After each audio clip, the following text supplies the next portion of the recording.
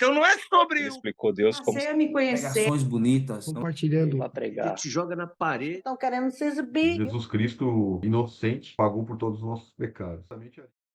Gente, bom dia a todos, mais uma vez, né? Que Deus abençoe a nós. Graças a Deus tivemos ontem um dia em paz. E hoje que o Senhor nos conceda mais esse dia de graça para todos nós, né?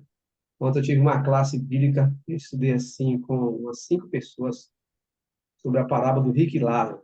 Então, foi muito bom o estudo. A gente vai estudar também aqui sobre essa parábola, que é uma das mais enigmáticas da Bíblia, né? Controversas da Bíblia. E a gente vai ter o privilégio de estudar essa parábola aqui, que é muito importante. E, se Deus permitir, né? Pela graça do Senhor, interpretar de forma como ela deve ser interpretada. Ok? Hoje a gente vai continuar o nosso estudo. Hoje vamos falar sobre o juízo revelado, né? Nós entendemos aí nesse estudo que fizemos sobre o santuário, que realmente existe o santuário no céu, e que o da terra era uma cópia, que ele ia durar até a crucifixão de Jesus. Quando o véu do templo rasgou, toda aquela cerimônia não tinha mais nenhum valor, porque o antítipo havia encontrado o tipo. A justiça e a paz se beijaram na cruz.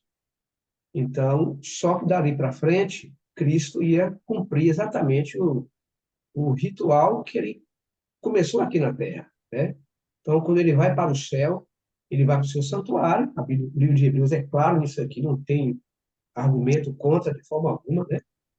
E a gente vai hoje agora entender a questão do juízo. Ele já começou lá no céu, né? Então, quando ele fala sobre a purificação, como o Miller entendeu, não era da terra, era do céu. Jesus ia entrar com o seu próprio sangue, e o primeiro tabernáculo tinha que desaparecer para que o segundo entrasse em ação.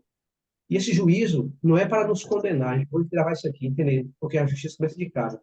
Então, o juízo não é para esse juízo aqui, que nós estamos estudando aqui, o santuário, não é para o ímpio. Isso aqui é para o povo de Deus, né? Para que a gente entenda que Jesus é o nosso mediador, nosso advogado no céu, e a nossa missão é anunciar essas pessoas, anunciar as pessoas, aos ímpios, as pessoas que não têm conhecimento, como também até aos irmãos de igrejas que não têm esse entendimento na questão do santuário. Isso é muito importante. Bom, vamos orar? Pedir a bênção do Senhor. Vamos lá. Ô Salles, Sim. desculpa, eu queria pedir para a gente Sim. orar por uma Uhum. pessoa que está adoecida. O pai deve conhecer, o pastor Mangol, pai. Mongol. Ele mandou uma mensagem aqui que a esposa dele foi diagnosticada com malária. Ela está bem, sentindo bastante, né? E eles estão em missão lá na África, onde os recursos são limitados, né? Então, eu queria pedir aí para a gente colocar em oração que ela se recupere rapidamente, por favor. Amém. Amém? Tem o nome dela? A esposa do pastor Mongoli. Isso. O nome dela Missionário Mongoli. missionário Mongólia. O nome dela é Lucineide. Ok. Ok. Ok. Beleza. Então, vamos orar, né? E a bênção do Senhor. Santo Deus, eterno Pai, Criador do Universo, mais uma vez estamos aqui, Senhor, com toda a nossa simplicidade, humildade e gratidão, por mais uma noite de repouso, por mais um dia que está diante de nós que não conhecemos.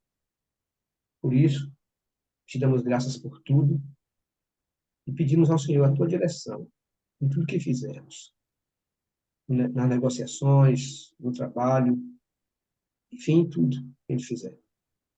Mas também, em especial, queremos entregar em tuas mãos a vida da tua serva Lucineide, Senhor, que se encontra ali enferma, em algum lugar aqui da África, que as tuas bênçãos recaiam sobre ela, e que teu Espírito Santo possa derramar sobre ela em bálsamo da que se faça segundo a tua vontade. Abençoa todos nós. Nós iremos agora abrir a tua palavra. E mais uma vez, queremos pedir que o professor Espírito Santo nos oriente e nos dê sabedoria para entender a mesma. E que, neste momento, a única pessoa aqui que possa ser exaltada é o teu nome. E que nós possamos ser apenas teu instrumento. Em nome de Jesus Cristo. Amém. Ok.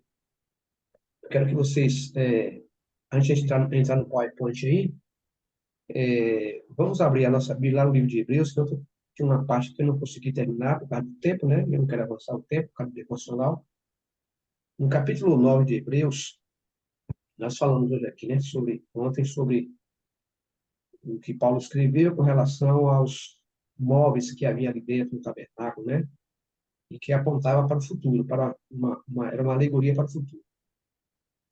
Então, lá no capítulo 9, verso 8 em diante, eu vou ler aqui o verso 11 em diante também, a gente vai dar uma paradinha aqui, a gente vai entrar agora falar sobre os juízos revelados, né? No capítulo 9, verso 8, assim, ó. No verso 7, ele fala aqui sobre o segundo compartimento, que era o lugar santíssimo. Fala aqui, ó. Mas, verso 7, viu, gente? Capítulo 9. No segundo, o sumo sacerdote, ele sozinho, uma vez por ano, não sem sangue, que oferece por si e pelos pecados e ignorância do povo.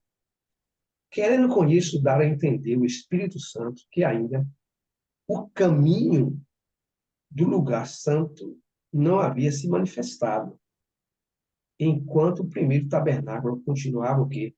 Erguido. Então, quando o santuário da terra, enquanto ele estivesse erguido, né, o santuário celestial não ia funcionar. Você vê que quando Cristo morreu no ano 31, com 30 anos, e o véu rasgou, então todo aquele ritual que apontava para ele e que ia dar continuidade no céu, acabou. Aquelas ofertas de manjares, de bode, de bezerro, você pensar que estava ali de animal, acabaria quando o véu rasgasse. Mas não encerraria ali. Ou seja, há um outro santuário, uma prova inequívoca no livro de Hebreus aqui, e está no céu. Então, o que acontecia ali, no santuário terrestre, era uma obra de expiação e obra de juízo, que apontava para o juízo que vindouro que viria. Jesus ia ser o nosso sacerdote, na primeira etapa, e depois ele seria o nosso sumo sacerdote e expiar os nossos pecados. Aí ele fala aqui no verso 8, ó, querendo com isso dar a entender o Espírito Santo, que ainda o caminho do santo lugar, onde no céu, não se manifestou, enquanto o primeiro tabernáculo continuava aqui erguido. E isto é uma parábola para a época presente. E segundo este, se oferecem tanto dons como sacrifícios, embora estes, no tocante à consciência, sejam ineficazes para aperfeiçoar aqueles que prestam culto, ou seja, aqueles animais eram imperfeitos, então não tinha como aperfeiçoar ninguém, era apenas simbologia. Os quais não passam de ordenanças da carne, baseadas somente em comida, bebidas e diversas abluções impostas, até o tempo oportuno da reforma. E seria quando Jesus viesse e morresse, né, na cruz, cumpriria o ritual do santuário, depois iria continuar a sua obra no céu por cada um de nós. No verso 11, diz assim, quando, porém, veio Cristo como sumo sacerdote dos bens já realizados, mediante o maior e mais perfeito tabernáculo, não feito por mãos, quer dizer, não dessa criação, não por meio de sangue de bodes e de bezerros, mas pelo seu próprio sangue, entrou aonde? Entrou aonde? No Santo dos Santos, uma vez por todas, para tendo obtido a eterna redenção. Então, você vê que a Bíblia ela é muito enfática, muito correta nisso aqui. Então, Jesus ia no lugar santo para o Santíssimo, lá no Santuário Celestial. Portanto, se o sangue, verso 11, verso 13, portanto, se o sangue de bodes, de bezerro, de touros de cinza, e uma novilha aspergidos sobre os contaminados os santificam, quanto mais a purificação da carne, muito mais o sangue de Cristo, que pelo Espírito eterno a si mesmo se ofereceu sem mácula a Deus, purificará a nossa consciência de obras mortas para servirem ao Deus vivo. Certo? Então, no verso, deixa eu ver aqui, o verso 18, diz assim, ó, pelo que nem a primeira aliança foi sancionada sem sangue. Então, você vê que a primeira aliança foi de animais, ela foi sancionada com sangue, apenas uma simbologia. E agora Jesus, ele vai para o céu, entra no lugar santo, com seu próprio sangue, né? Depois ele vai para o Santíssimo para ministrar em nosso favor. A gente tem aqui, talvez essa manhã, a gente vai estudar um pouco sobre essa profecia que identifica quando Jesus entrou em seu santuário. Por isso que Guilherme fez aquela confusão e pensava que seria a volta de Jesus. Ciro, pode colocar aí o PowerPoint? A gente vai falar agora sobre o juízo revelado. E esse juízo está acontecendo exatamente no céu. E não é para a nossa condenação. Esse juízo é para a nossa salvação, porque é para o povo de Deus. E o juízo começa de casa. Ok? Vamos lá. Então, pode dar um toque aí, Ciro. O juízo revelado do Apocalipse está cheio de revelações com respeito a isso aí. Pode passar. Então, ó, o Apocalipse, ele revela que haverá uma hora de juízo. O juízo final, o juízo de Deus. Está escrito, né? Pode passar. Lá em Apocalipse 14, verso 7, diz assim, ó: temei a Deus e dá-lhe glória, pois é chegada o quê? A hora do seu juízo. Algumas pessoas entendem quando Jesus fala assim, ó, eu vou separar o bode das ovelhas, tal. As pessoas entendem que o juízo ainda vai começar lá adiante, no final, não sei o quê, pôr os cabritos à esquerda, à direita, os bodes à direita. Não, o juízo já começou. Olha, temei a Deus e dar-lhe glória, porque chegou no seu juízo. E adorai aquele que tem o céu, a terra e o mar e as fontes das águas. Pode passar assim. Capítulo 14 a 16 diz o seguinte, ó: olhei, e eis uma nuvem branca, e sentado sobre a nuvem, um semelhante a filho de homem. Quem é? Jesus. Tendo na cabeça uma coroa de ouro, e na mão uma foice afiada. Outro anjo saiu do santuário, gritando em grande voz, para aquele que se achava sentado sobre a nuvem. Quem é? Cristo. Toma tua foice e ceifa, pois chegou a hora de ceifar, visto que a seara da terra já amadureceu. E aquele que estava sentado sobre a nuvem passou a sua foice sobre a terra, e a terra foi ceifada. Pode passar. Aí vem a pergunta agora: quando ocorrerá o juízo final? Quantos irão participar desse juízo? Boa pergunta, né? Que exige uma resposta lógica. Pode passar assim 2 vezes, viu? Aí vem a pergunta: haverá recompensa? Mais um toque.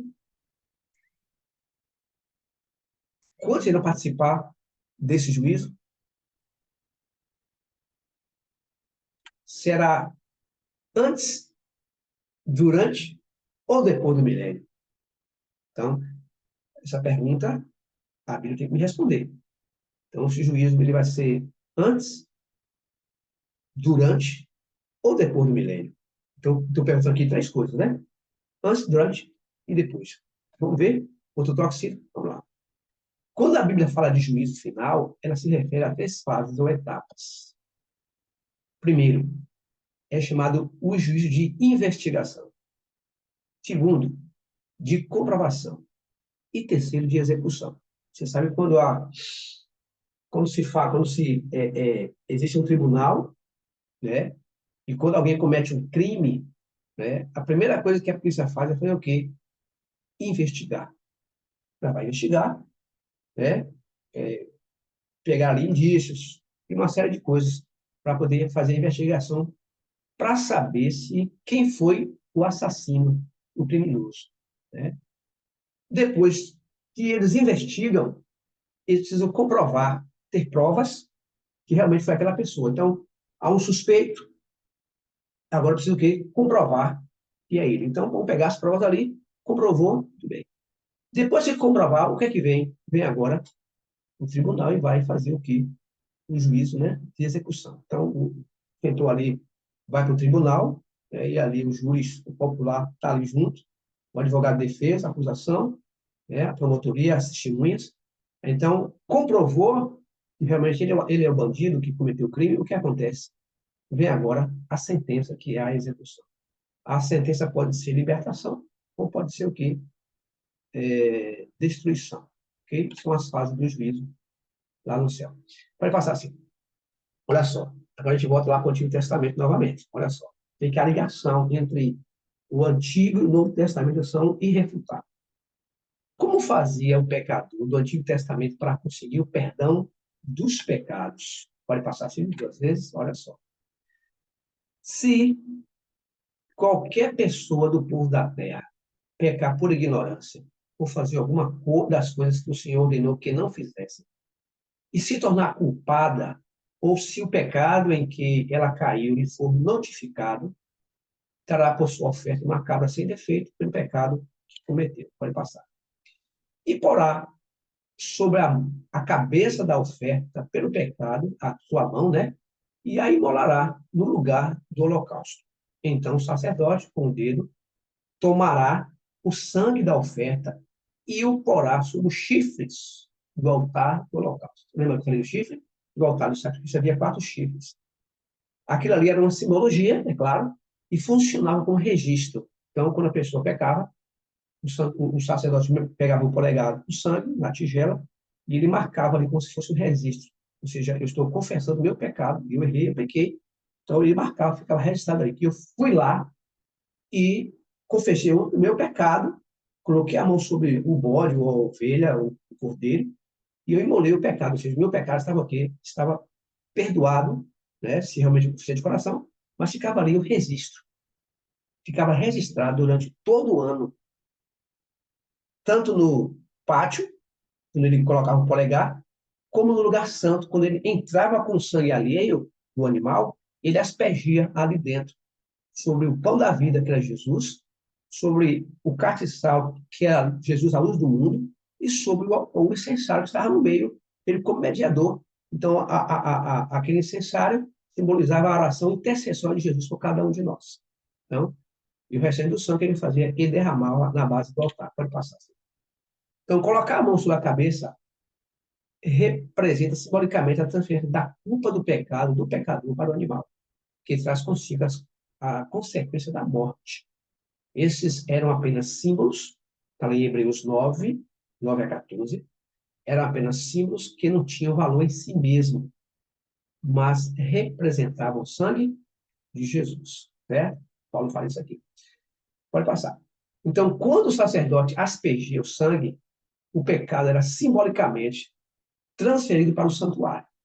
O pecado era perdoado de sua maldade, mas o que é que ficava lá dentro? Um sangrento registro do santuário. Isso acontecia 359 dias por ano. Então, o profeta Jeremias, ele fala aqui, ele evidencia o fato de que esses pecados perdoados ficavam no santuário e o contaminavam. Então, dia a dia, o sangue era derramado ali na base do altar e derramado lá no lugar santo e ficava contaminado pelos pecados do povo de Israel, o nosso pecado, né? Era apenas símbolos ali. Pode passar assim. O pecado de Judá, está em Jeremias 17, verso 1, ó. O pecado de Judá está escrito com um ponteiro de ferro e com diamante pontiagudo gravado nas tábuas do seu coração e nas pontas dos seus altares. Então, ficava registrado ali o que ele havia confessado e, naturalmente, vai passar. Transferido para quem? Para o cordeiro, que ia morrer em lugar dele, ou qualquer outro animal, certo? Então, veja bem. Depois do acúmulo, nós vamos aumentar um pouquinho aí. Isso. Depois do acúmulo do pecado durante o ano, gente, o que se fazia no dia da expiação, que é chamado Yom Kippur, parece para vocês que era um feriado que havia em Israel, neste dia, era preciso limpar o santuário, pagar o preço e os pecados que foram pagos por Jesus e que contaminavam o santuário, ele deveria sair dali pela mão de uma pessoa escolhida. E aquele bode que eu falei a você a semana ontem, esse bode, ele era o bode emissário, o Azazel, e ele levava simbolicamente, né? Porque o sumo sacerdote, ele colocava a mão, depois de fazer o ritual, que matava o primeiro bode, que era Jesus, ele voltava, pegava um bode vivo, colocava a mão em cima, o simbolismo, e ele pegava o pecado que estava todo no santuário daquele ano, ele colocava na mão e colocava na cabeça do bode, e esse bode ia para o deserto lá e morria de fome e de sede. Ou seja, ele levava, ele é chamado bode emissário, ou seja, emissário ele tinha uma missão de tirar, levar o pecado do povo simbolicamente para o deserto. E ali, o que acontecia, naquele dia, o santuário estava limpo. E o povo estava sendo perdoado naquele momento. Isso apontava para o futuro. Lá em Levítico 16, 33, 34, vai passar, está assim, ó, para a expiação pelo santuário, pela tenda da congregação e pelo altar. Também a fará pelos sacerdotes e por todo o povo da congregação. Isso vos será o estatuto perpétuo para fazer expiação uma vez por ano pelos filhos de Israel, por causa dos seus pecados. Mais um toque. A purificação do santuário era realizada com o sangue do bode chamado para o Senhor, símbolo de Jesus. O outro bode chamado para Azazel, o emissário, que era o nome hebraico para emissário Azazel, recebia todos os pecados no santuário e era levado e abandonado no deserto. Olha bem, presta esse verso aqui. A purificação do santuário, né, era realizada com o sangue do bode chamado para o Senhor. Lembra que eu falei ontem que eles lançavam sorte? Um era para Deus e o outro, o Azazel, o emissário. Um morria e o outro, por enquanto, não morria, ficava vivo. Então, o bode para o Senhor era o símbolo do sangue de Jesus, que ia pagar o preço pela desobediência, pelo pecado do cada ser humano. Por isso que o sumo sacerdote, ele adentrava no lugar santíssimo, ele aspergia o sangue do bode morto, ele aspergia sobre o propiciatório, que representa Jesus. Então, Jesus ia pagar o preço da desobediência do ser humano, quebrando a sua lei, os seus mandamentos. Então, um outro bode chamado para Azazel recebia todos os pecados do santuário e era levado e abandonado no deserto. O segundo bode, ele tinha só uma função. O pecado que foi pago por Cristo, que caiu sobre ele, que o crucificou, naquele dia, alguém era responsável pelo pecado da humanidade. Então, quem era? Era o bode Azazel, ou símbolo de Satanás. Então, todo o pecado que um dia levou Jesus na cruz, cada um de nós, ele vai ser colocado no diabo, porque ele foi responsável, e agora ele vai receber os pecados da humanidade para ser destruído no final do milênio. Ó. Com essa cerimônia, encerrava-se o ciclo religioso do ano para Israel, símbolo do fim dos tempos. Mais um toque. Lá em Levítico 23, 29, diz assim, ó, porque toda alma que nesse dia se não afligir será eliminada do seu povo. Então, quando o sumo sacerdote saiu do templo, saiu do santuário, e purificou o santuário, e que pegava agora os pecados que estavam ali contaminados no santuário, para sair, ele colocava na cabeça do bode, ele levantava a mão e abençoava o povo. Só que, naquele dia, olha o que diz aqui, ó, toda alma que quereria não estivesse afligido, confessava realmente o seu pecado, sabe o que acontecia? Descia fogo do céu e consumia e matava onde eles estivessem. É como se fosse um juízo. O que vai acontecer lá no futuro, né, com Jesus, acabar a sua obra de intercessão e mediação com cada um de nós. Mais um toque em si. Então, que declaração no Novo Testamento demonstra que essa cerimônia era símbolo de juízo que haveria de realizar-se onde? No céu. Vamos lá. Ó. Porque Cristo está em Hebreus, olha só. Porque Cristo não entrou em santuário feito por figura do verdadeiro, certo? Mas observe uma coisa. Jesus entrou no templo, não entrou? Entrou. Aqui está dizendo o quê? Que ele não entrou em santuário feito por mãos, figura do verdadeiro, porém anjo no mesmo céu, para comparecer agora por ordem de quem? Então, o juízo, repito, não é para o ímpio. Esse aqui é para nós, povo de Deus. Então, quando ele fala aqui que Cristo não entrou em santuário, mas ele entrou. Como é que eu posso agora resolver essa questão aqui? Lembra quando ele tinha 12 anos e já estava no templo, impressionando os sacerdotes. E teve um momento que ele abriu o livro do profeta Isaías e leu aquela parte assim, ó, o Espírito do Senhor está sobre mim, porque me ungiu para fazer o quê? Para evangelizar os pobres, dar vista aos cegos, né? E apregoar o ano aceitável do Senhor. Ele falou isso aonde? Dentro do templo de Jerusalém.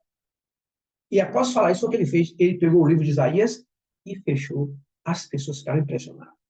Mas por que Hebreus diz aqui que não entrou em santuário feito por mãos? É claro que ele não entrou para ministrar ele mesmo. Alguém tinha que ministrar Jesus. Como sacerdote e sumo sacerdote. Os rituais que eram feitos, ele não ia fazer, porque ele era o cordeiro. Então, ele não podia ministrar ele mesmo. Então, alguém tinha que ministrar. Então, ele não entrou para ministrar o ritual do santuário. Alguém tinha que fazer um representante, que seria ele na primeira fase, no lugar santo, e a segunda fase, no lugar santíssimo. Verso, está aqui, ó. Nem ainda para se oferecer, é o que ele fala, a si mesmo, muitas vezes, como o sumo sacerdote, cada ano entra no Santo dos Santos com sangue alheio. Ora, neste caso, seria necessário que ele tivesse sofrido muitas vezes, desde a fundação do mundo. Outro toque? Hebreus 9, 24 e 28. Agora, porém, ao se cumprir os tempos, se manifestou uma vez por todas, Jesus, para aniquilar pelo sacrifício de si mesmo o pecado. Assim, como aos homens está ordenado morrerem uma só vez, o que vem depois? O juízo. Assim, também Cristo, tendo se oferecido uma vez, para sempre, para seus pecados de muitos, aparecerá a segunda vez, sem pecado aos que esperam para a salvação. Que maravilha, né? Olha como a Bíblia, ela é interligada, o Novo com o Antigo Testamento. Que maravilha. Então, o apóstolo Paulo, que escreveu no livro de Hebreus, ele volta lá atrás. E no livro de Hebreus, todo esse livro praticamente fala sobre o santuário, que é uma realidade, e que Jesus, como nosso sumo sacerdote, ele adentrou o lugar santíssimo no céu, em algum momento da história, e é o que vamos estudar, não sei amanhã ou depois, não sei. Mas essa é uma realidade nua e crua. Um toque sim. Juízo investigativo no céu. Vamos lá. Outro toque, olha só. O juízo investigativo, investigação ou investigativo diz respeito ao povo de Deus, começando pelos primeiros habitantes da terra, até os que estiverem vivos por ocasião da morte de Jesus. Então, quem já morreu, talvez já tenha sido julgado. Nós vivos ainda não. Por quê? Porque estamos com vida. Quando estivermos com vida, temos a oportunidade de pedir perdão a Deus pelos pecados. Morto não pode pedir perdão. Então, o juízo investigativo ou investigação de Deus diz respeito ao povo de Deus, começando pelos primeiros habitantes da terra, até os que estiverem vivos por ocasião de Jesus. Todas as obras são julgadas, as boas e as más. Até mesmo as obras que estão escondidas, que ninguém sabe, nos afirma Eclesiastes 12, verso 14. Tudo vai ser descoberto.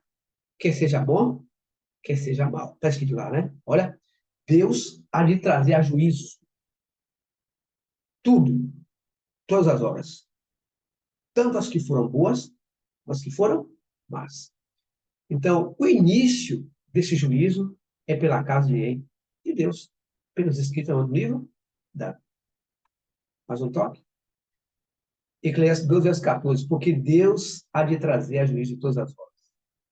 Até as que estão o quê? Escondidas. Quer sejam boas, quer sejam más. Então, é necessário que isso aconteça. E o ritual do Antigo Testamento, o santuário da terra, que era a cópia, ela apontava para um juízo vindouro que o próprio Jesus, com seu sangue imaculado, ele adentrou o santuário para fazer esse juízo. Porque Deus, é escrito, ninguém julga. Ele concedeu ao Filho o julgamento. E lembre-se que eu falo mais uma vez, esse julgamento é para nós, para o nosso benefício. Pode passar assim.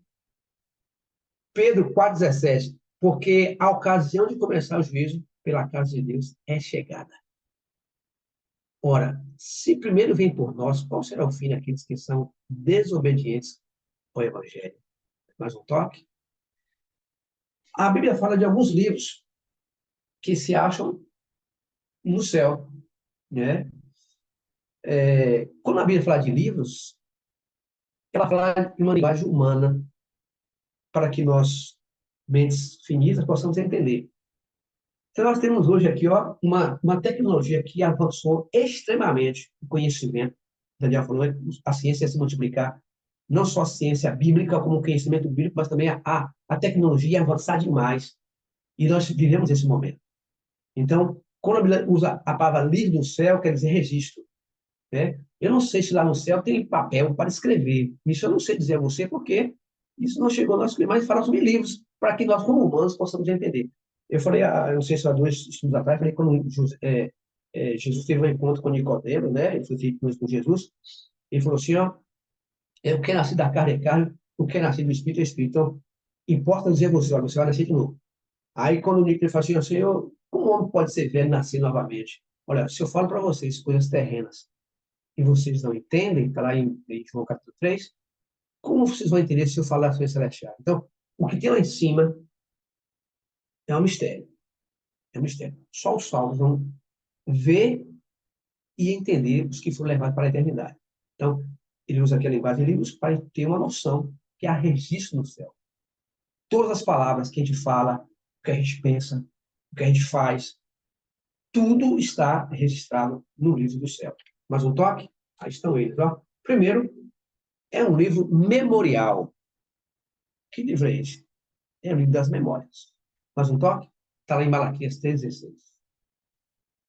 Então, são o livro das boas ações. Os que temiam ao Senhor falavam uns aos outros. O Senhor atentava e ouvia. Havia um memorial escrito diante dele para os que temem ao Senhor e para os que se lembram do seu nome. Então, esse livro é um livro das memórias. Está escrito todos os atos bons que o povo de Deus praticou. Você sabe que tem pessoas que fizeram boas obras e que aqui nessa terra não recebeu nenhuma recompensa. Né? Morreram e o seu registro ficou gravado no céu. Então, isso vai vir à tona também. Quem foi que fez isso? Ninguém tem muitas coisas que acontecem de bom na terra, a gente não sabe quem foi que fez, quem foi que doou, a gente não sabe. Então, isso está o quê? Registrado. E Deus vai trazer à tona, lá em cima no céu, tudo isso. Não vai deixar passar nada. Tem que estar evidente, né? E de maneira muito clara. Segundo, é o livro que vai passar assim, dos pecados, né? O livro da morte, o livro dos pecados, né? Então, mais um toque. Vamos ver aqui, ó. Está lá em Mateus 12, 36 e 37. Digo-vos que de toda palavra frívola que proferirem os homens, dela darão conta no dia do juízo. Porque pelas tuas palavras serás justificado e pelas tuas palavras serás condenado. Outro toque. E o terceiro é o que? O livro da vida. Possamos, né, que Deus nos dê a graça, que os nossos nomes possam estar no livro da vida do Cordeiro. Nome dos que aceitaram Jesus. Está na Apocalipse 21, verso 12. Tinha grande e alta muralha. Falando de quem? Da Cidade Santa. 12 portas. Cidade Santa. E junto às portas, 12 anjos. E sobre elas, nomes inscritos, que são os nomes das 12 tribos de Israel. 3 portas se achavam a leste. 3 ao norte, 3 ao sul e 3 ao oeste. A muralha da cidade tinha 12 fundamentos. E estavam sobre esses os 12 o quê? Nomes dos 12 apóstolos do Cordeiro. Aquele que falava comigo tinha por medida uma vara de ouro para medir a cidade, as suas portas e a sua muralha. Então, o nome das 12 tribos de Israel, claro que não é literal, é uma simbologia, porque é o número 12 é o nome do povo de Deus, dos 12 discípulos. E começaram ali a pregação do Evangelho. Faz um toque. Bom, se nós temos um julgamento, é preciso que haja uma base para isso. Né?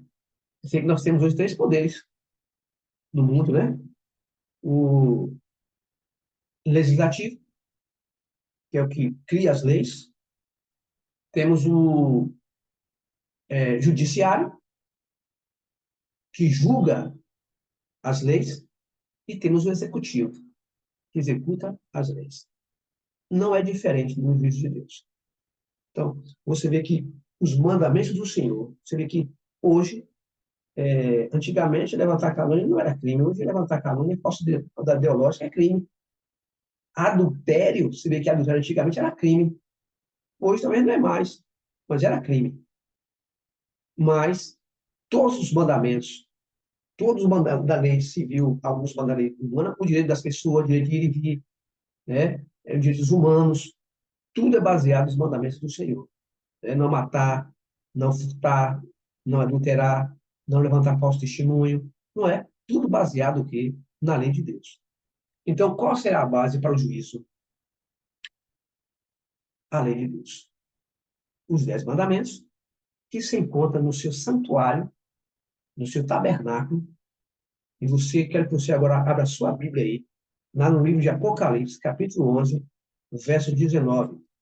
João, ele viu no santuário celestial alguns móveis, ele viu o incensário, viu o castiçal lá dentro do lugar santo, mas ele viu no lugar santíssimo, na visão que ele teve, o santuário do Senhor, ele viu um móvel, que o da terra era apenas uma cópia. E este móvel, que dentro dele está as tábuas dos 10 mandamentos, escrita pelo dedo de Deus, quando Deus deu a Moisés lá no Sinai. É por essa lei, né, que a humanidade será julgada.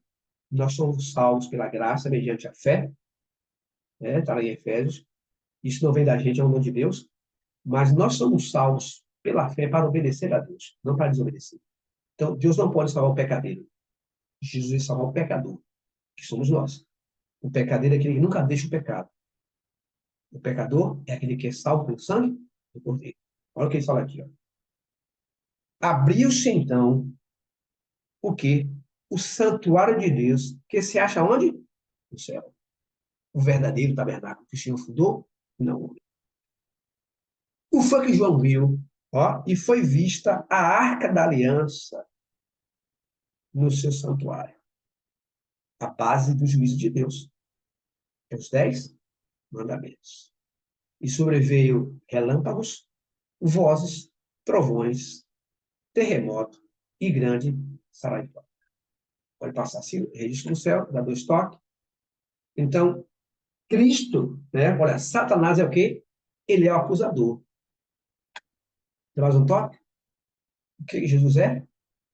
O advogado. Está lá em 1 João 1, 7, 9. Fala assim, ó.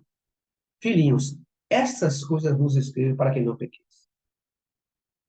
Se todavia alguém pecar, temos um advogado junto ao Pai, que é ele, Jesus Cristo justo.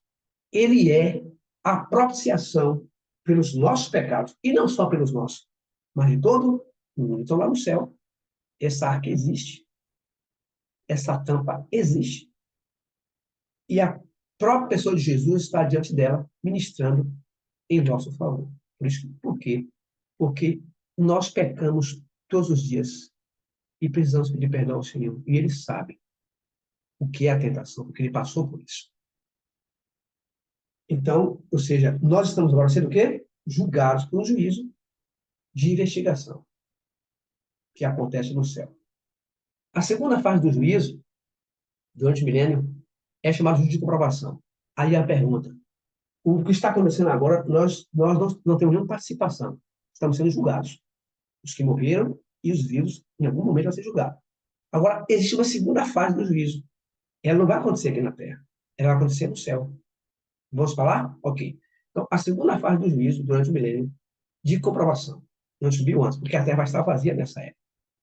Apocalipse 20, verso 4. Está escrito aqui. Vi tronos. E esse trono não era aqui na Terra. E sentaram-se aqueles aos quais foi dada a autoridade de julgar. Aonde? Lá no céu.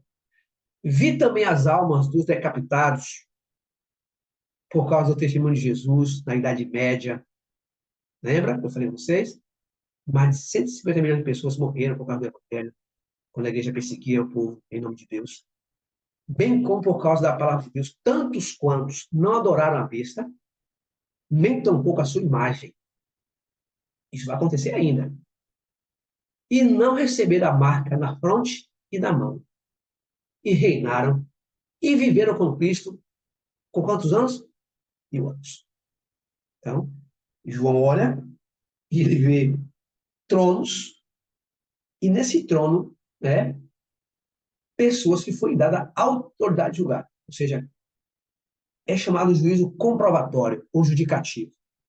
É quando Deus vai estar com todos os salvos no céu, e haverá tronos ali, que vão sentar, e iremos participar de um juízo de comprovação.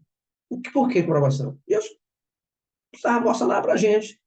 Ele é onisciente, ele sabe quem se perdeu, quem vai ser salvo. Então, por que ele quer provar para a gente? Ele quer provar para nós, mostrar para a gente por que algumas pessoas que nós intitulávamos que seria salvo não vai estar. E pessoas que talvez a gente pensasse que não estariam salvos, estariam perdidos e vão estar no céu. Então, esse juízo comprobatório é para analisar exatamente essas questões, que vai durar 1000 anos. Outro toque. Aí, quem são os que serão julgados na segunda fase do juízo final? Paulo responde, 1 Coríntios 6, 2 e 3. Diz assim: ou não sabeis que os santos hão de julgar o mundo? Quem são os santos aqui? O povo de Deus. Ora, se o mundo deverá ser julgado por vocês, por vós, sois acaso indignos de julgar as coisas mínimas? Não sabeis que havemos de julgar os próprios anjos que caíram? Quanto mais as coisas desta vida. O que ele está dizendo aqui? Que neste juízo, os salvos, quando Jesus voltar e arrebatar a sua igreja para o céu, e ressuscitar os mortos, e subir com ele para a eternidade, lá vão passar 1000 anos, e nesses 1000 anos haverá um juízo, chamado juízo de comprovação, e nós iremos participar desse tribunal lá no céu, onde nós iremos julgar as pessoas que ficaram aqui na terra. Isso é fato. Mas não toque assim. Esse juízo é para benefício dos santos que glorificaram a Deus ao comprovar sua justiça e seus juízos. Pode passar. É a segunda fase, vai acontecer no céu, certo? Você vê uma coisa, lá haverá testemunhas, né? Haverá júri, mas não haverá advogado de defesa mais. E quando Jesus, lá no santuário, diz assim, está lá em Apocalipse 16, está feito, está consumado. Então, o que acontece? O Espírito Santo vai sair dos corações dos homens, a graça acabou, então as pessoas vão ficar sem nenhum intercessor, nem mediador. Então, quando ele processo para estar consumado, acabou. Então, acabou para todas as pessoas. Então, lá, no céu, a segunda fase, os salvos vão participar. Aí, depois de 1000 anos, vem a terceira fase do juízo, que é o juízo de execução, o juízo final. Ó, deixa eu ver aqui. Pode puxar mais um pouquinho para frente. Terceira fase do juízo, execução, fim dos 1000 anos. Mais um toque. Satanás será o quê? Solto. Você lembra que aquele bode, ele ia para o deserto, e lá ele não tinha, ou seja, ele não tinha nada no deserto. Ficava lá solto, no deserto, e ele morria de fome e de sede. Estava representando o próprio diabo, que durante um milênio vai estar nessa terra vazia, sem ninguém, para tentar, certo? Ele e seus anjos. E como vai estar a terra? Vai estar vazia. Abra sua Bíblia aí, lá no livro de Jeremias, capítulo 4, ó. Assim como foi no começo da humanidade, vai ser novamente. E vou dizer uma coisa para vocês aqui, ó. A própria ciência hoje está comprovando. Eu, uma vez vi no canal Discovery, os cientistas estão prevendo uma coisa que já está escrito na Bíblia, né? Que a Terra vai estar vazia e congelada. Pense aí. Sem sol, o que acontece com a Terra? Ela congela, não é? Então, os cientistas estão prevendo isso, uma coisa já está escrita na palavra do Senhor. Jeremias, capítulo 4, verso 23 até o verso 27. James, pode ler para a gente, por favor?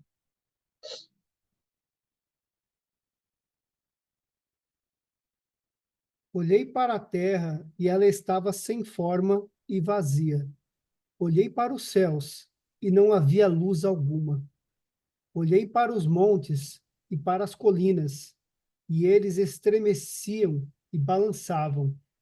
Olhei, e todo o povo tinha desaparecido. As aves do céu voaram para longe. Olhei, e os campos férteis haviam se transformado em deserto.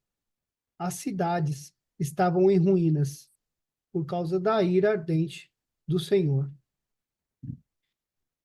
Até qual? 27? A- Assim diz o Senhor: toda a terra será devastada, mas não Isso. a destruirei por completo. Muito A bem. terra Olha, lamentará e os céus escurecerão por causa do meu decreto contra meu povo. Estou decidido e não voltarei atrás. amém. Confirmou? Então, como vai estar a terra nessa época? Vazia. Jesus volta, leva o seu povo para a eternidade, 1000 anos, a terra vai estar como vazia. Quem vai estar aqui? Só o diabo e seus anjos. Sem nada. Sem ninguém para tentar. Ou seja, ele vai estar preso em uma cadeia de circunstâncias. É claro que o diabo ele é espírito. Você pode prender com a corrente. A Bíblia fala, usa a linguagem aqui de corrente. Prendeu a serpente, o antigo serpente do diabo, e pôs selo sobre ele para que não mais revelar as nações. É uma linguagem metafórica.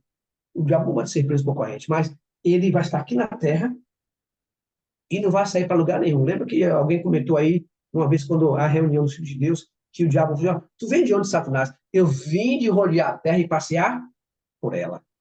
Então, ele não vai sair para lugar nenhum, mas vai estar preso em uma cadeia durante quanto tempo? 1000 anos. Depois de 1000 anos, se passar os juízos judicativos no céu, ele vai ser solto. Ó, mais um toque, Ciro. Como é ilustrada no serviço do santuário a erradicação final do pecado? Mais um toque. Levítico 16:10. Olha, a gente volta lá para trás novamente.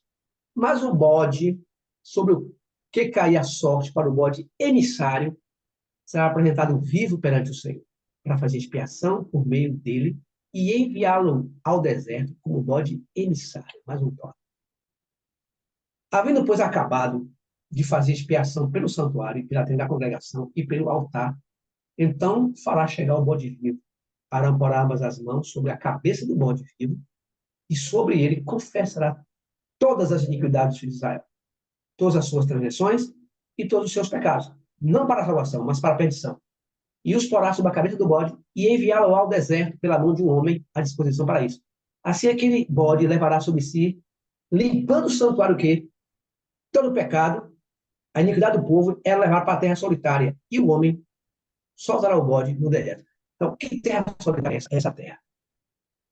O bode aqui é Satanás, vai estar 1000 anos com seus anjos aqui na terra, a terra solitária, porque as pessoas que não aceitam Jesus, os salvos vão estar no céu, os que morreram no Senhor ressuscitam, a glória de Jesus mata o ímpio, não há quem vá sepultá-lo, os caras foram toda a face da terra mortos aí, e agora o diabo fica quando? Fica aqui nessa terra, vazia, gelada. Jeremias viu isso. Então, o que ele fala assim, ó, a terra será assolada, as cidades vão estar derribadas, mas não a consumirei de todo. Por quê? Porque aqui será a morada do salvo. Jesus vai voltar pela terceira vez com a cidade santa e virá para levar, transformar essa terra em uma nova terra. Está lá em 21, né? Viu um novo céu e uma nova terra. Tem mais um toque aí em cima. Ora, esse bode Azazel, o emissário, Azazel no hebraico, emissário quer dizer Azazel, abandonar a sua própria sorte e destruição representa Satanás, quando toda a mancha de rebelião e pecado será definitivamente extirpada. Mais um toque. Como descreve o Apocalipse, a última parte do juízo, profetizada pelo símbolo do santuário, ó, vi um grande trono branco, e aquele que nele se assenta, de cuja presença fugiu a terra e o céu, não se achou um lugar para eles. Vi também os mortos, os grandes, os pequenos, postos em pé diante do trono. Então se abriram os livros. Ainda outro livro foi aberto, o livro da vida. E os mortos foram o quê? Julgados segundo as suas obras, conforme o que se achava escrito no livro. E deu o mar os mortos que neles estavam. Então, onde houver, não importa como a pessoa morreu, né? Então, elas vão voltar à vida depois do milênio.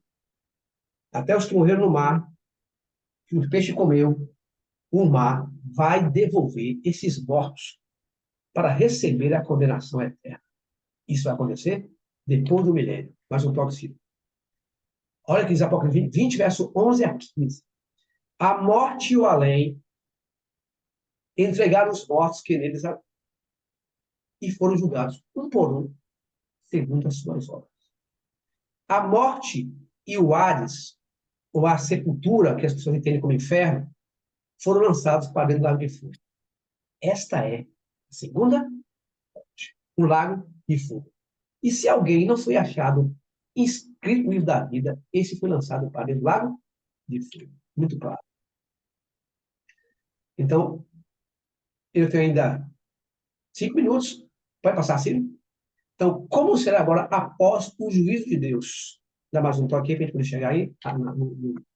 Aí João agora, em Apocalipse 21, verso 1. Viu um novo céu e uma nova terra. Pois o primeiro céu e a primeira terra passaram e o mar já não existe. Mais um toque. Então ouvi grande voz que vinha diante do trono, dizendo: Eis o tabernáculo de Deus com os homens. Santuário. Deus habitará com eles. Eles serão povo de Deus e Deus mesmo estará com eles. Mais um toque. E lhes enxugará dos olhos toda lágrima, e a morte jamais existirá. Já não haverá luto, nem pranto, nem dor, porque as minhas coisas passaram. E aquele que está sentado no trono diz: Eis que faço novas todas as coisas. Escreve, porque esses palavras são fiéis e verdadeiras. Amém. Que maravilha, né? Que Deus nos abençoe. Olha, a Bíblia, ela mesma se revela. Um pouco aqui, um pouco ali. Um dia eu encontrei uma pessoa e dizia assim para mim, ó: Ah, o santuário não existe. É mentira. Eu falei: olha, se o santuário não existe, pode pegar o livro de Hebreus e rasgar. Pode rasgar.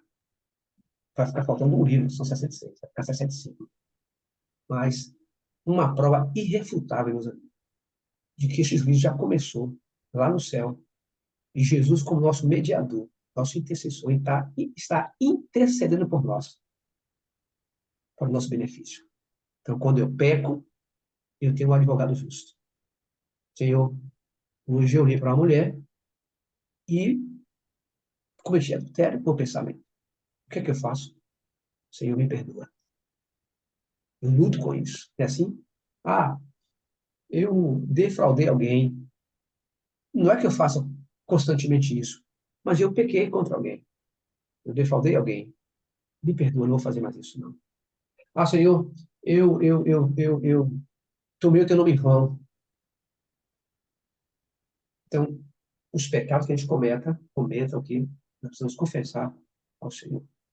Então, a lei de Deus, os 10 mandamentos, é a regra para esse julgamento. Eu quero finalizar lendo um trecho aqui de Tiago 2:10 e 2:12. Vamos lá, Tiago 2:10 e 2:12. Olha só. 2:10 e 2:12. Acharam?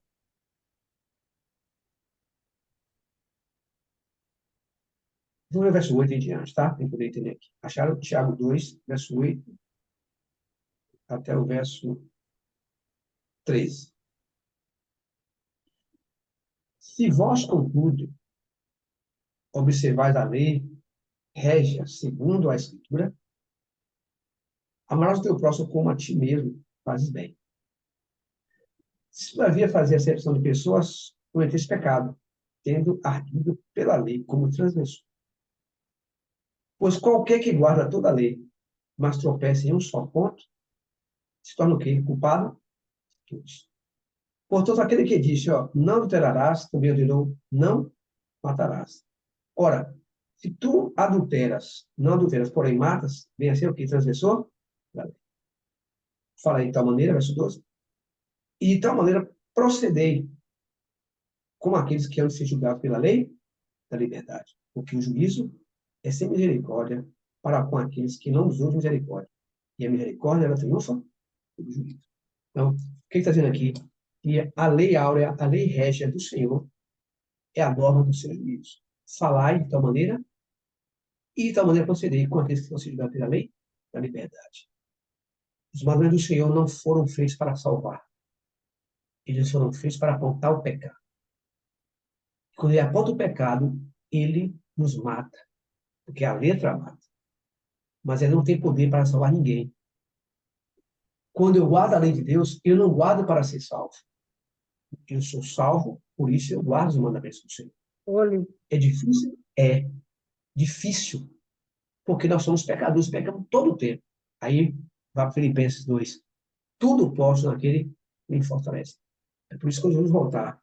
Nós somos tão imperfeitos, quando ele voltar, está lá escrito em 1 Coríntios 15, que nós seremos transformados no abrir e fechar de olhos. Porque esse complemento que vai fazer o Senhor em nossa vida. Porque nós mesmos, a nossa natureza humana é terrível. Ela erra todo dia, todo momento. E é por isso que ele está no seu santuário, para mediar por cada um de nós, com o seu próprio sangue, né, e perdoar os nossos pecados e nos preparar para uma vida que é a vida eterna. Que Deus abençoe vocês, que Deus conceda um dia de paz para vocês, e que o Espírito Santo possa inculcar em nossa mente verdades bíblicas da sua palavra. Amém. 8 horas em ponto, hein? Hoje eu não passei, não, viu? Oi?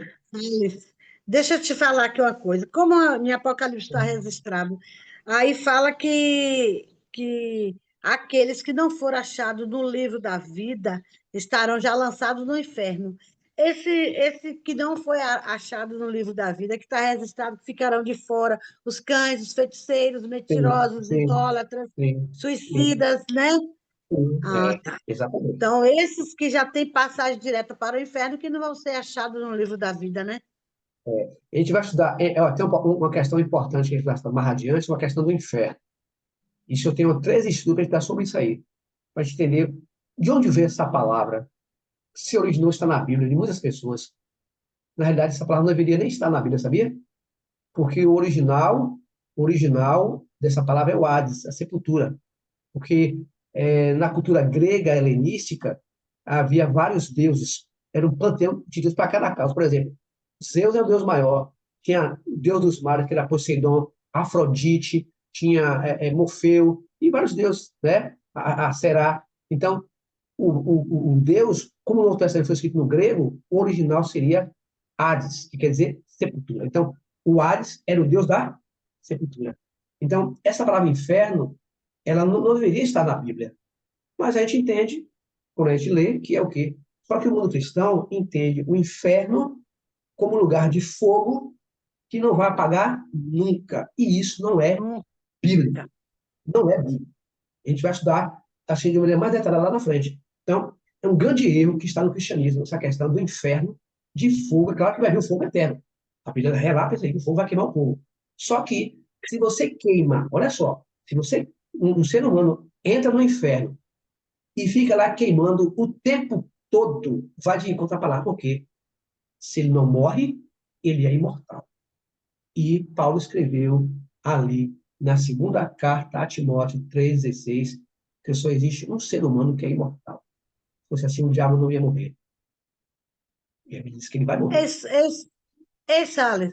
mas não está registrado que passará o seu já está, mas a palavra do Senhor jamais passará, né? Se são revelações, é revelação de João, Apocalipse. Então, é para ter o nome lá, inferno, é para ter lá o que está registrado, né? Então, se é a palavra, é para ter. Só que, entenda uma coisa. Por exemplo, a Bíblia Não foi escrita em entendeu? 3 línguas. Entendi. No hebraico, no aramaico e no grego. Só que houve uma tradução do grego para o latim, chamada a Vulgata Latina. Talvez explique você lá adiante. Então, por exemplo, a palavra feira, que nós temos hoje no corre-corre, segunda-feira, vem de onde isso aqui? Na Bíblia não tem isso. A Bíblia, ela contava os dias da Jesus. até ali o final do terceiro século, era contado de forma ordinária. Primeiro dia, você pode dar na Bíblia, tá lá, não é assim? Segundo dia, terceiro dia, primeiro dia da semana. Quando chegava o sexto dia da semana, e o sétimo, que só tinha nome, só ele tinha nome, que era o quê? Era o sábado. Então, Santo Agostinho, foi o que ele fez lá adiante. Eu tenho um livro, posso mostrar a vocês. Santo Agostinho, ele escolheu os dias da semana. Então, ele foi colocando assim, ó, cada dia da semana para um astro. Ele deu nome. Depois eu posso bater a foto do livro e mostrar para vocês. É um livro bem antigo que eu tenho aqui, de história geral. Ele foi colocando assim, ó, segunda-feira, domingo, dia do sol, dia do Senhor, que foi trocado. Aí vem segunda-feira, terça-feira, dia de Marte, dia de Mercúrio, dia de Saturno. Então, féria virou o quê? Feira que nós temos hoje. Essa palavra vem de onde? Não vem do hebraico, não vem do aramaico e nem vem do grego. Vem de onde? Do latim. E quem falava a língua latina naquela época? Roma. Está entendendo? Por exemplo, inferno vem de que língua? Não vem do grego, não vem do aramaico, nem vem do hebraico. Vem de onde? Do latim. Infere. Inferno vem de infere. Inferior. Para baixo. Os pagãos acreditavam que havia um local onde os demônios habitavam e que havia muito fogo. E isso entrou, infelizmente, no cristianismo. E as pessoas creem Obrigada. no inferno de fogo. Haverá o fogo lá no fogo, vocês haverá. Mas o inferno, para queimar eternamente, isso não é bíblico. Certo? Quer ver outra coisa? Ano Domini. Dias Domini. Que língua é essa? Latim. Tanto se você pegar lá em Daniel capítulo 8, fala. E Deuteronômio 28 falou, nós estamos aqui. E viria uma nação cuja língua as pessoas não entender. Que língua era essa? Então, quando Roma surgiu no cenário político e religioso, a língua que eles falavam era o latim. Era uma língua estranha que seria... As pessoas não iam entender. Então, falava e as pessoas não entendiam. Outra coisa, seria uma nação feroz de cara, catadura. Está lá, Deuteronômio 28. Que o símbolo dele é o quê? A águia romana. Então, essas palavras não deveriam estar... A minha Bíblia, João Ferreira de Almeida, está no inferno. Mas tem outra Bíblia lá, corrigida, de João Ferreira de Almeida, que fala sobre o Hades, que é a linguagem original. Mas, como o Hades é grego, o que é que nós usamos? A sepultura. Então, Jesus esteve morto e tornou a viver. E eu tenho, está lá, capítulo 1 de Apocalipse, eu tenho as chaves da morte e da sepultura. O céu seria a sepultura e não o inferno. Então, o inferno é uma língua latina. E quem escrever, ele pode apoiar o seu ponto de vista. Isso é uma coisa natural. Pode ver que algumas Bíblias têm no rodapé. A pessoa que publicou essa Bíblia, ele crê, ele vai escrever o que ele quer escrever. Mas, no original, não existe. Amém? Obrigada. Nada. Obrigada. Deus abençoe. Amém. Quem quiser orar aí, se alguma, quer começar 8 horas e 7 minutos, vamos começar o devocional de vocês, né? Se alguém quiser orar aí.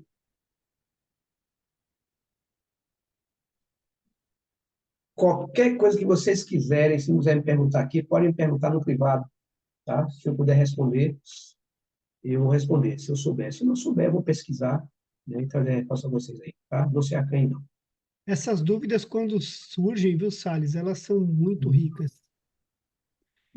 Se a gente, se eventualmente tivesse uns 10 minutinhos aí para a gente conversar sobre, talvez fosse interessante aí. Sim, sim, sim. Experiência. A gente poderia fazer o Foi seguinte. bem interessante essa explicação que você trouxe aí sobre o inferno. Realmente, eu acho que 95% dos cristãos imaginam o inferno como esse lugar eterno de fogo queimando. E agora faz entender, inclusive, quando a Bíblia fala que Cristo desceu ao inferno, não é que ele desceu lá no inferno, é porque ele morreu de fato, né? Desceu Começa a a ficar sepultura, claro. né? Desceu a sepultura, né? Já citou. Então, você vê que é só uma questão de entendimento. Entender, né, o que realmente a Bíblia quer dizer no original, porque isso aí é tradição que entrou na cultura cristã, e, como você falou, mais de 90% crê Você vê que é uma coisa, por exemplo, o purgatório. O cristianismo não crê no purgatório, crê, não crê. Mas eu tenho livros aqui que falam sobre a questão, quando fala sobre a questão do inferno, da consciência, sobre o purgatório, ele fala. Isso foi criado por Roma. O que é o purgatório? O purgatório nada mais é do que um eixo entre o céu e o inferno, ele está no meio. Então, Roma, na Idade Média, ensinou que se você. Aí, quando ele trazia as indulgências, tinha que comprar a entrada do céu. Então, meteu medo a muita gente, as pessoas tinham medo naquela época. Então, tem o purgatório. O que é o purgatório? O purgatório é o lugar de purgar os pecados. Quer dizer, se tem um lugar de purgar os pecados, então o seu sacrifício de Jesus não vale nada. Jogou por terra o sacrifício de Jesus. É isso que o diabo quer. Então, o que é purgatório? O purgatório é um lugar onde tem chama e as pessoas que, antes de ir para o céu, vão para o purgatório. Fazer o quê? Purgar os pecados. Ora, quem purga os pecados? Quem paga os pecados? É o fogo ou o sacrifício de Cristo? Então, ele é purificado no purgatório antes de ir para onde? Ir para o céu. Isso é a maior mentira. Isso é a maior blasfêmia que existe no cristianismo. Apesar de que os protestantes não creem nisso. Mas eles creem no inferno, que também é uma doutrina que não condiz com a Bíblia. Então, olha só para finalizar aqui, James, se o ser humano vai ser jogado no lago de fogo, isso a Bíblia fala, se ele ficar queimando por toda a eternidade, Deus é um Deus masoquista que gosta de ver as suas pessoas, as suas criaturas sofrer. A gente sabe que Deus não faz isso.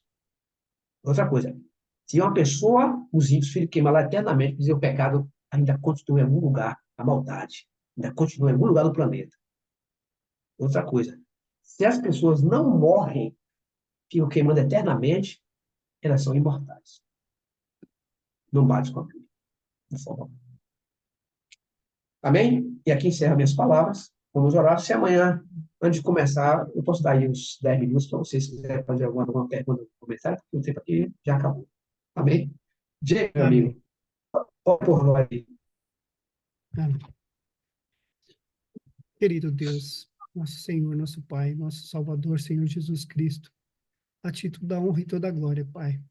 Muito Amém. obrigado, Senhor, pelo maná de hoje que derramaste sobre nós, Senhor. Obrigado, Pai, pela tua proteção, pelo teu cuidado, pelo teu amor que nos Amém. alcança. Mesmo Amém. nós sendo, Senhor, como grãos de areia no deserto, tu nos alcança individualmente, Pai. Tu ouve nossas orações, ouve nossas súplicas e nos atende. Louvado seja tu, Pai, por todas as criaturas, nos céus e na terra, para todo sempre. Amém. Peço a ti, Senhor, que abençoe a vida do Salles e de Amém, cada Senhor. irmão que está aqui, Senhor. Que o Senhor traga aquilo que cada um precisa, Senhor. A cura espiritual, emocional, a cura física, a cura financeira, o desespero, a esperança, a força, a alegria, a paz. Entrega, Amém. Pai, a que cada um precisa. Peço, Senhor, mais uma vez, que o Senhor derrame a tua cura, Senhor, e as tuas bênçãos sobre a irmã Lucineide, Pai. Amém, Senhor. Que sejam perdoados, Pai, os nossos pecados todos, Senhor, e que sejamos revestidos com a tua armadura celestial, Pai. Amém, Guardados Senhor. sob o teu manto sagrado, Senhor, para que nenhum mal venha nos atingir. Assim Amém, como diz Jesus. a tua palavra, Senhor, que tudo aquilo que vier contra nós, que venha cair por terra muito antes de nos atingir, Senhor. E que o teu nome seja glorificado para todos Amém. sempre. Eu oro, Amém. peço e te agradeço, em nome do teu Filho amado Jesus Cristo, nosso Senhor, nosso Salvador. Tu Amém. és nosso Deus, nosso Pai, para todo sempre. Amém. Então não é sobre Ele explicou Deus como Passei a me conhecer. Pregações bonitas, não Compartilhando. para A pregar. gente joga na parede. Estão querendo se exibir. Jesus Cristo, inocente, pagou por todos os nossos pecados.